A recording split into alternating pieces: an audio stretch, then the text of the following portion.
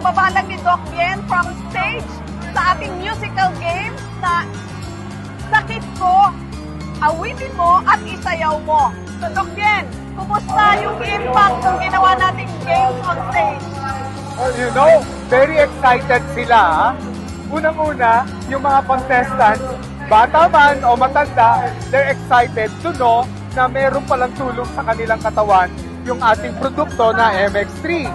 And then, we were talking to the people at marami sa kanila rito ang nakarinig na about MX3. To boost their immune system, excited yung mga bata. So, yung MX3, accepted dito sa Ontario, California. Grabe, no? Kanina, tinitingnan ko yung crowd. Kita nyo naman sa paligid.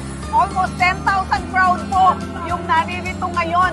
Thank you, Doc. Salamat. Magsisimula na po ang program ngayon dito sa loob ng Toyota Arena at Ontario, California.